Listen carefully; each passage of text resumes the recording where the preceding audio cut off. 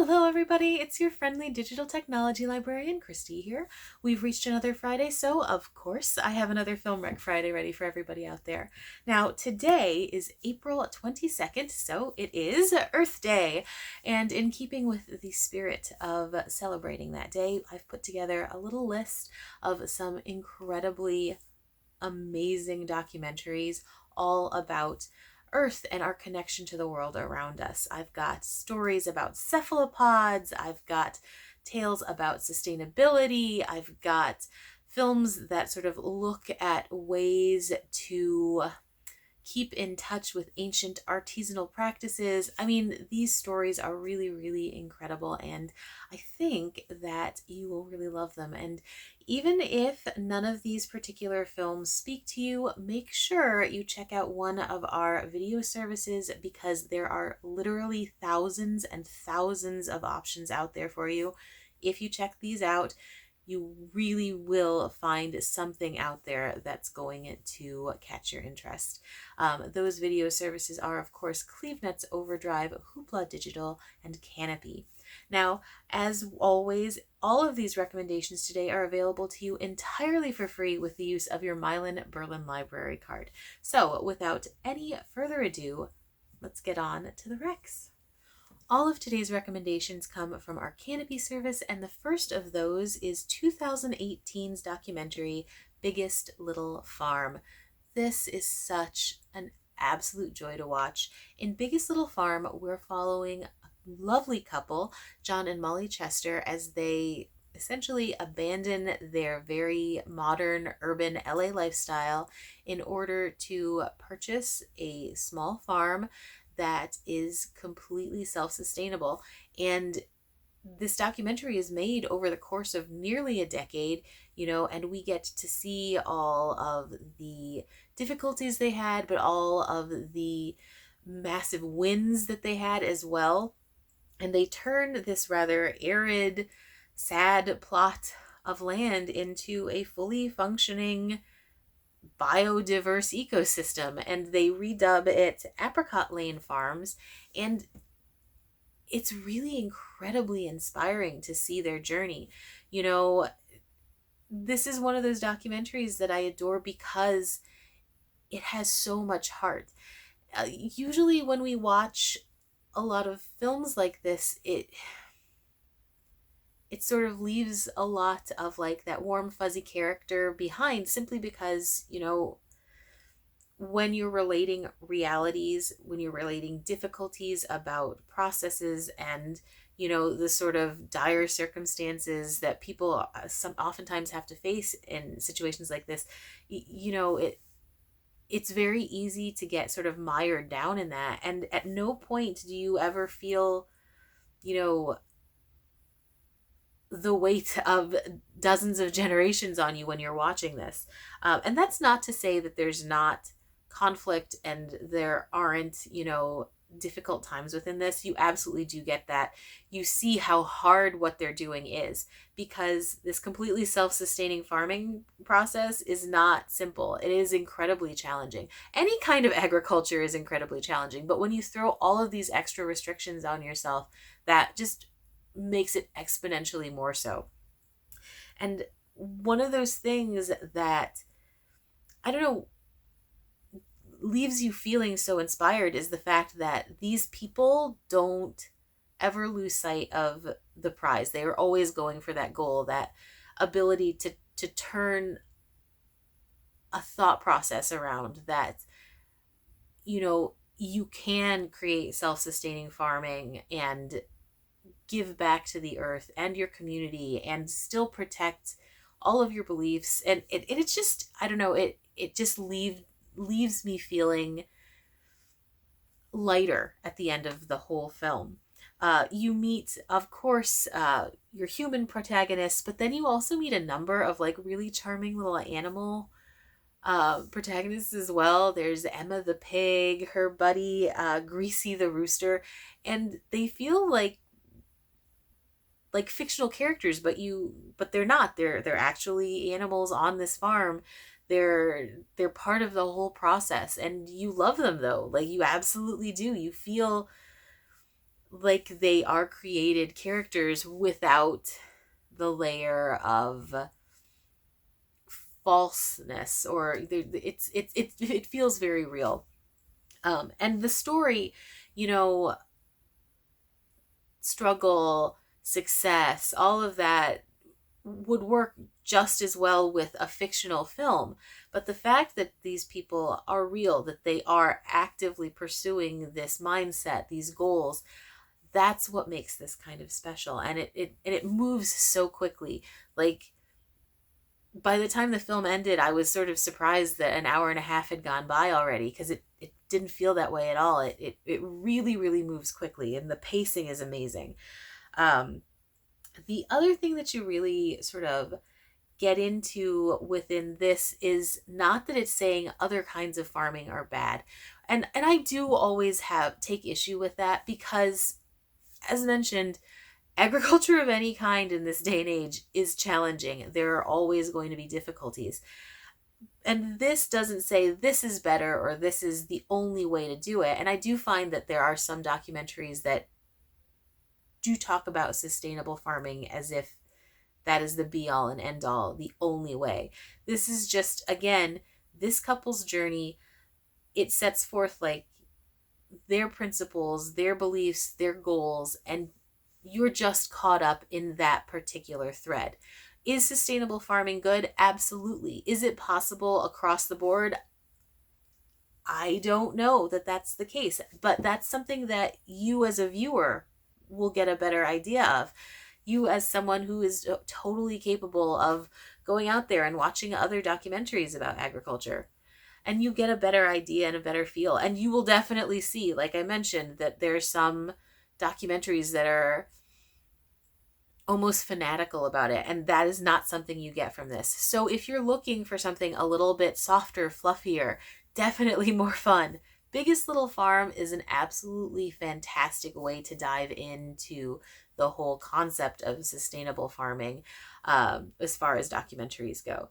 So again, if you are interested in the concept of sustainable farming, if you are looking for a journey film, because this 100% is, if you like family drama, it's not really drama either, like just good old fashioned family fun kind of things, this is absolutely, I know that it probably sounds weird to hear a documentary about sustainability as a good family film, but it 100% is. I think that everyone will like the people and the animals and everything that you meet in this. So again, available on Canopy, 2018's Biggest Little Farm. Fantastic, fantastic film. Okay, so moving along to a slightly more heavily toned documentary, and that is 2019's Honeyland. Honeyland is an incredible film. It's utterly beautiful. The cinematography is just amazing. There's some landscape shots that should be like the dictionary definition for perfect landscape shot. All that said, this is one of those films that stuck with me for ages after I watched it. In Honeyland, we're following a woman named Atida, who is living in an essentially abandoned village in Macedonia with her ailing mother, and that is what she does. She takes care of her dying mother. And her story sort of unfolds in such a way that we discover she is one of the last people to practice this very traditional, artisanal beekeeping style. And she does it along this river in Macedonia, and she does it all on her own. And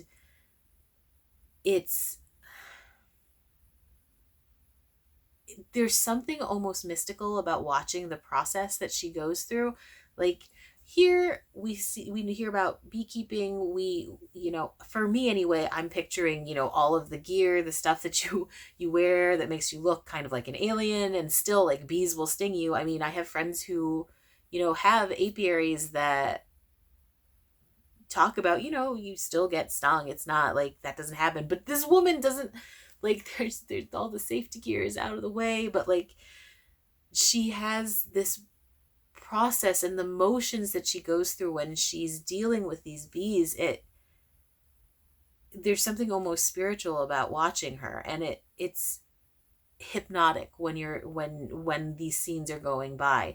um and I can absolutely see why this documentary was nominated for an Oscar, because again, like, there's this sort of transcendent tone to the whole thing.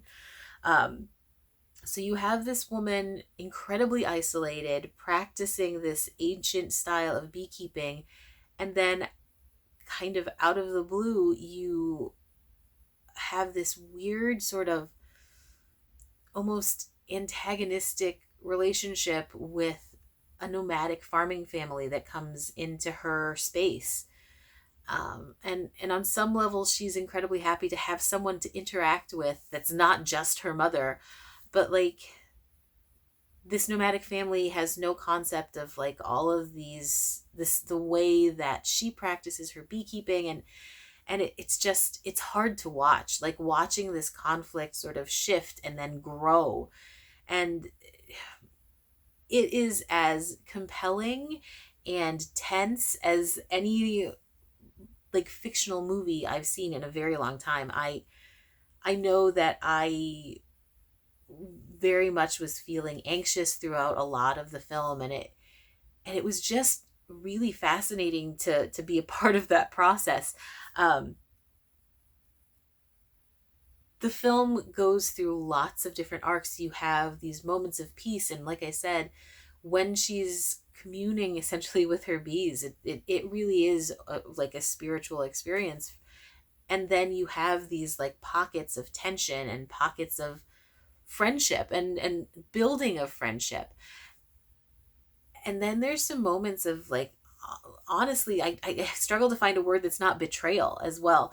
And this is a documentary about a woman in Macedonia who takes care of bees. Like, I absolutely did not expect any of those things when I came into watching this. Um, I watched a few interviews with the filmmakers after watching the documentary, and what's even more interesting is that this was not the film they even intended to make.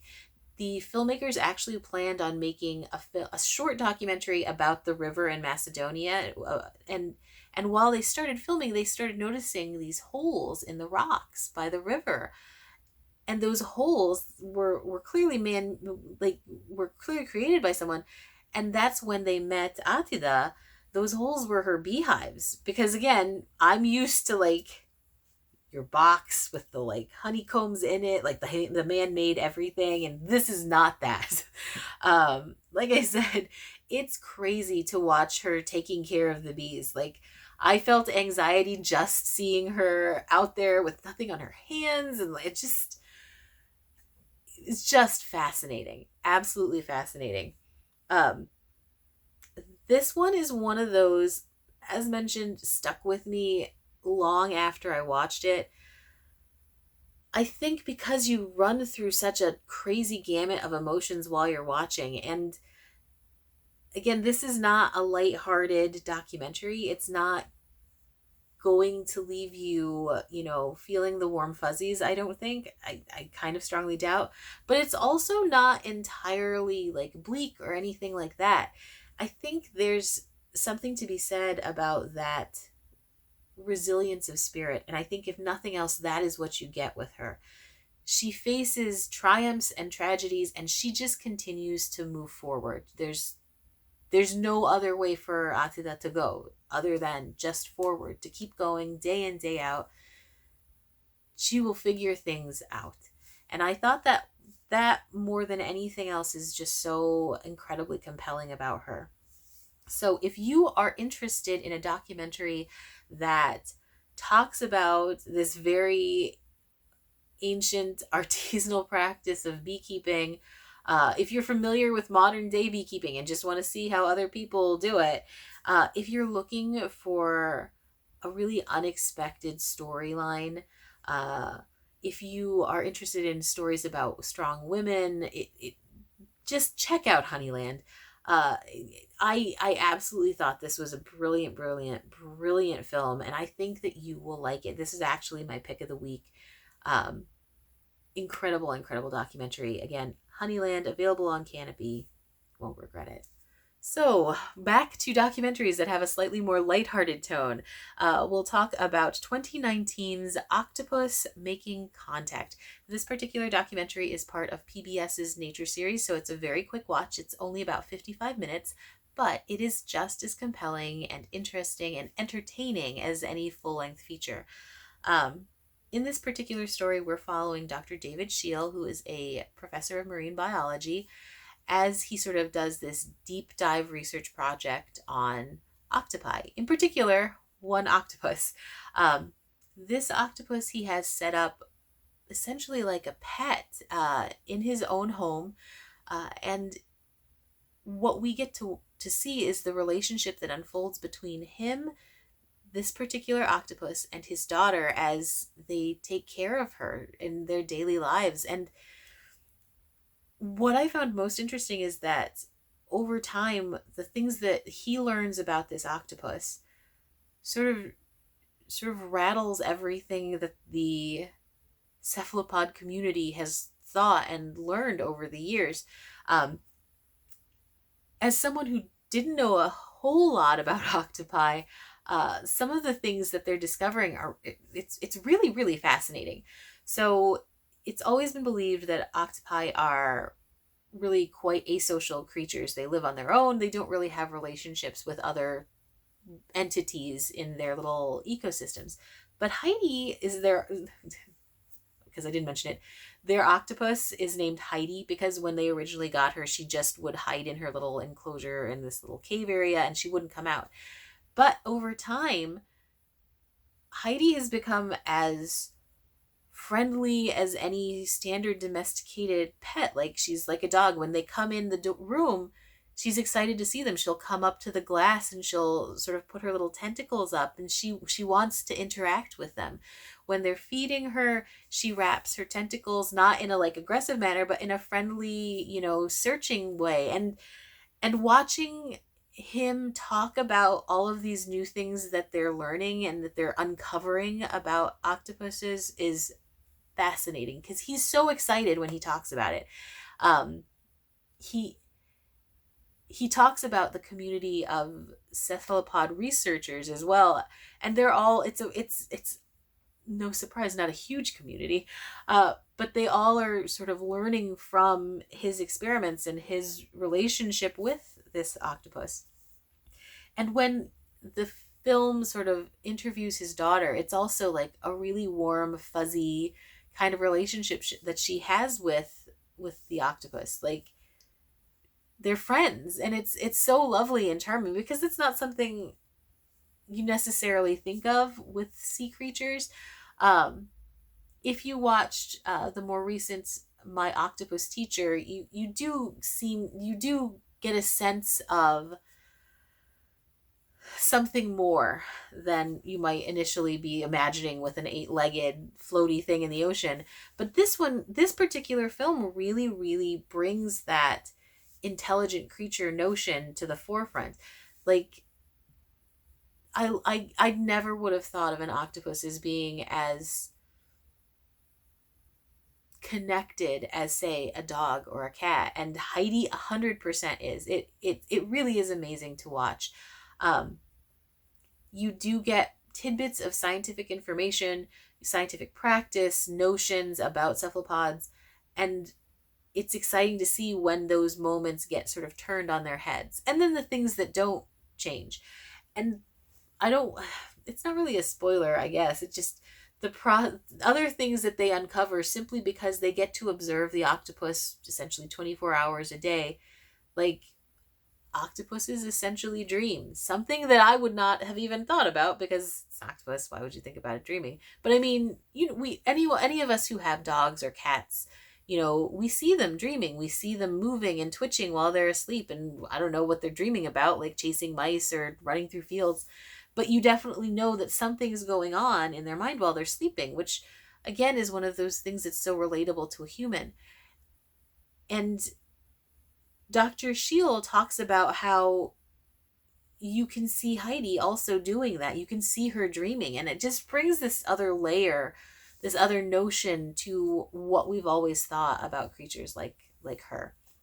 So I just really liked this because it just changed an actual viewpoint that I had. Or I mean, it made me more aware. And again, I've seen my octopus teacher. I really, really loved it. I mean, I'm one of those people who absolutely adored my octopus teacher, but I think there's something even more accessible within this little nature program.